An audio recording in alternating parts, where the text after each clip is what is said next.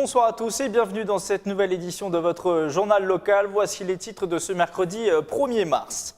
Une réunion publique autour du futur quartier de la Remise à Voisins-le-Bretonneux. Les premières réflexions sur l'aménagement des espaces publics étaient notamment présentées aux habitants hier soir. 5 milliards d'euros pour les lycées franciliens. La région lance un plan d'urgence pour les établissements avec pour objectif notamment d'accélérer les investissements et la rénovation des bâtiments. Enfin, dans ce journal, vous découvrirez une église historique du territoire, une église qui se situe à Elancourt et qui fête cette année ses 800 ans. Mais on débute ce journal avec un mot de politique et le maintien de la candidature de François Fillon, convoqué le 15 mars par les juges pour une probable mise en examen.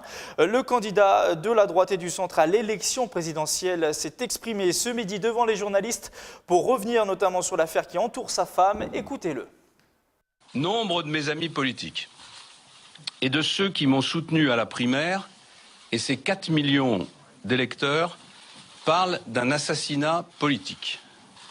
C'est un assassinat en effet, mais par ce déchaînement disproportionné, sans précédent connu, par le choix de ce calendrier, ça n'est pas moi seulement qu'on assassine, c'est l'élection présidentielle. Et encore peu de réactions d'élus yvelinois après cette annonce, même s'il faut noter la présence aux côtés de François Fillon ce midi de la présidente de la région Île-de-France, Valérie Pécresse. On retiendra également les propos d'Henri Guénaud, député des Yvelines et candidat à la présidentielle lui aussi. Pour lui, François Fillon ne peut plus faire campagne, il n'a aucune chance de l'emporter. Il aspire, je cite, à être le recours dans cette élection. Enfin, à gauche, un autre député des Yvelines, lui aussi candidat à la présidentielle, tacle le candidat Les Républicains. Benoît Hamon dénonce des propos d'une incroyable violence à l'égard des magistrats et de la justice. Fin de citation. Dans le reste de l'actualité, la commune de Voisins-le-Bretonneux a organisé hier soir une réunion publique autour du projet de l'écoquartier de la Remise. Un projet important pour la ville puisqu'à terme 500 nouveaux logements seront construits avec également des nouveaux équipements publics et des espaces verts. Reportage. Il n'est pas encore question de logement, ni même du début des travaux. La problématique évoquée ce mardi soir en salle du conseil municipal de Voisins-le-Bretonneux portait principalement sur l'aménagement des espaces publics, voirie, espaces verts ou gestion des eaux pluviales. Une première phase du projet urbain exposée devant une quarantaine d'habitants. Ce sont des premières esquisses, des premières études qui sont faites par les cabinets qui ont été choisis par l'agglomération. Et donc ensuite, effectivement, il va falloir rentrer dans le détail de tous ces aménagements. Et c'est ce qu'ils vont pouvoir faire maintenant qu'ils ont vu le public une première fois. Ils vont pouvoir se lancer dans le détail.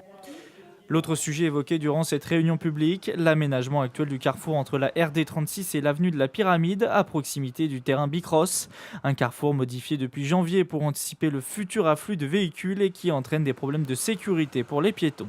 Nous, on est inquiets pour les enfants de notre quartier qui vont au collège Champollion à pied et qui ont à traverser ce carrefour et qui est déjà dangereux.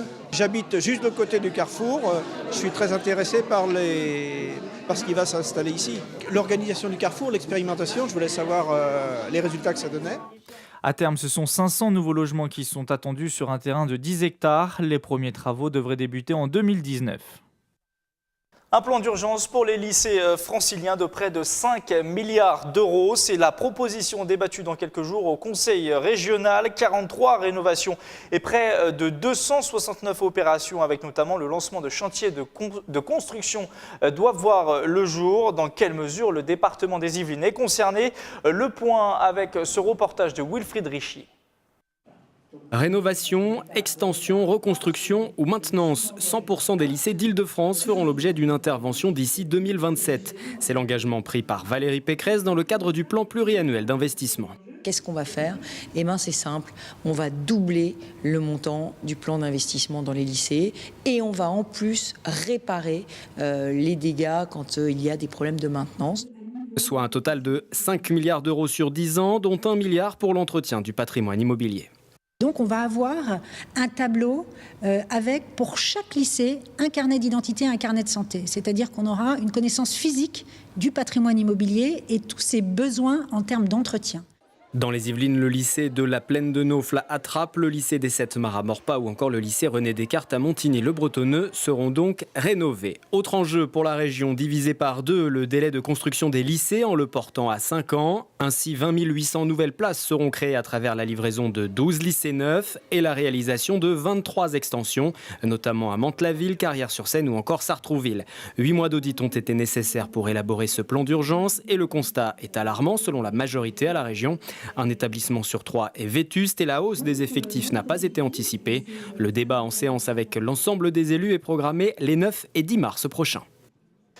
L'actualité, c'est aussi en ce moment le salon de l'agriculture qui se tient jusqu'au 5 mars, porte de Versailles à Paris. L'occasion de vous faire découvrir des acteurs locaux du monde agricole. Ce mercredi, zoom sur le premier démonstrateur d'agriculture urbaine de France, les fermes en ville de Saint-Cyr-l'École, qui font pousser tomates, fraises ou encore framboises sur une ancienne décharge. Les particuliers peuvent même louer des parcelles pour avoir leur propre potager. Les précisions de Patrick Jacques de Dixmude et de Camille Lambert. Imaginez une ancienne décharge transformée en ferme. C'est le pari un peu fou mais réussi de l'association Le Vivant et la Ville. En 2014, elle a créé le premier démonstrateur d'agriculture urbaine de France. C'est un démonstrateur parce que ça a pour vocation d'être dupliqué sur d'autres sites délaissés. La particularité, c'est que tout est hors sol, par la nature même des sols qui sont pollués ou contraints. Toutes les technologies agricoles sont développées au-dessus du sol. Là, vous vous situez dans la zone de production et on produit des fraises, des framboises, des tomates cerises qu'on vend ensuite en circuit court. Et c'est l'intérêt de faire des fermes en ville, c'est de pouvoir alimenter l'ensemble des populations qui vivent aujourd'hui la plupart du temps en ville. Une ancienne friche de près de 4 hectares devenue un jardin d'Éden. L'hiver, les équipes préparent les beaux jours. Ils viennent d'aménager la culture des fraises. Ce filet, il vient protéger des insectes, il vient protéger du vent, il a pas mal de fonctions thermiques. Mais on a décidé de réinstaller, c'est la première fois qu'on le fait cette année, un tunnel plastique dessous pour gagner en précocité et pour commencer plus tôt dans la saison. Avantage du hors-sol, l'eau qui n'est pas absorbée par les plantes est récupérée pour être réinjectée.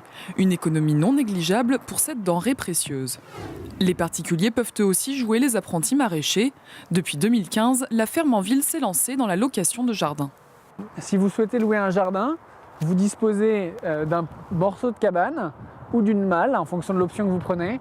Et ensuite 50 mètres carrés, donc vous avez 2 bacs et demi. Ça correspond à peu près à 25 mètres carrés de culture.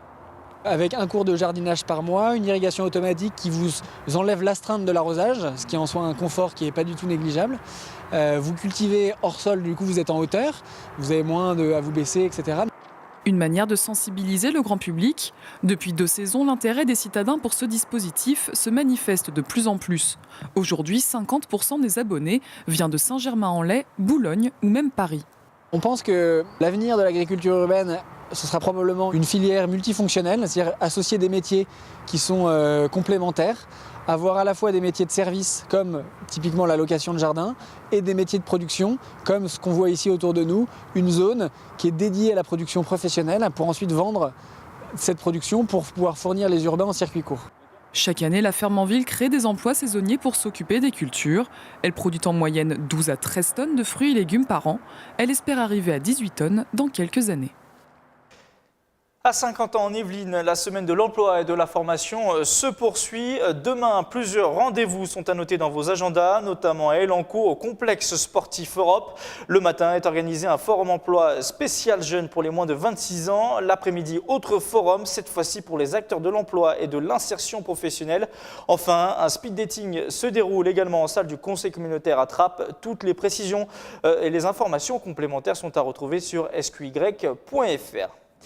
C'est un monument peu connu mais historique du territoire de Saint-Quentin en Yvelines. L'église de Saint-Médard, située à Elancourt, fête cette année ses 800 ans.